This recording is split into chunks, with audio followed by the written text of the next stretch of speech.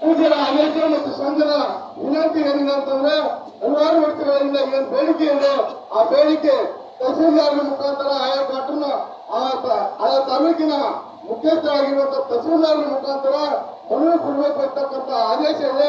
ಅದರ ಮುಖಾಂತರ ಕೇಂದ್ರದ ಪ್ರಧಾನಮಂತ್ರಿಗಳಾಗಿರುವಂತಹ ಭಾರತದ ಪ್ರಧಾನಮಂತ್ರಿಗಳಾಗಿರುವಂತಹ ಗೌರವಾನ್ವಿತ ನರೇಂದ್ರ ಮೋದಿ ಅವರಿಗೆ ಗೃಹ ಸಚಿವರಾಗಿರುವಂತಹ ಮಾನ್ಯ ಶ್ರೀ ಅಮಿತ್ ಶಾ ಅವರಿಗೆ ಇವತ್ತು ನಾವು ಮನವಿ ಒಂದೆರಡು ಲೈನ್ ಓದುವ ಮುಖಾಂತರ ತಹಸೀಲ್ದಾರ್ ಮುಖಾಂತರ ಮನವಿ ಕೊಡ್ತೇವೆ. ಕೂಡಲೇ ಅನ್ನುವಂತ ಅಂಗೀಕಾರ ಮಾಡಬೇಕು. ಮಾಡಲಿ ಅಂತಂದ್ರೆ ಅದ್ರ ಬಗ್ಗೆ ಮತ್ತೊಂದು ಸಾರಿ ಸಭೆ ಮಾಡೋದ್ರ ಮುಖಾಂತರ ಯಾರು ನನ್ನ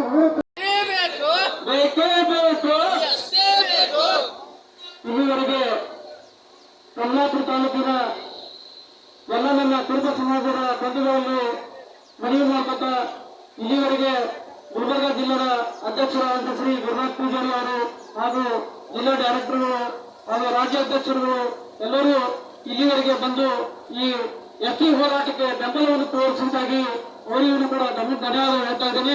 ಈ ಹೋರಾಟ ಇಲ್ಲಿಗೆ ಮುಗಿಯಂಗ ಅನಿಸೋದಿಲ್ಲ. ಆದ್ರೆ ಮುಂದೆ ಪ್ರತಿಭಟನೆ ಮುಂದೆ ಬರ್ತಕ್ಕಂಥ ದಿನಗಳಲ್ಲಿ ನಾವು ಕೂಡ ಇನ್ನೂ ಹೆಚ್ಚಿನ ಸಂಖ್ಯೆಯಲ್ಲಿ ಮಾಡ್ತೀವಿ ಅಂತ ಹೇಳಿ ನೀವು ಕೂಡ ಹೆಚ್ಚಿನ ಸಂಖ್ಯೆಯಲ್ಲಿ ಬಂದು ಯಶಸ್ವಿಯಾಗಿ ಮಾಡಿಕೊಟ್ಟಿದ್ದಾಗಿ ಹಾಗೂ ಪೇಪರ್ ಪತ್ರಿಕೆ ಅವರಿಗೂ ಕೂಡ ಧನ್ಯವಾದ ಹೇಳ್ತೀನಿ.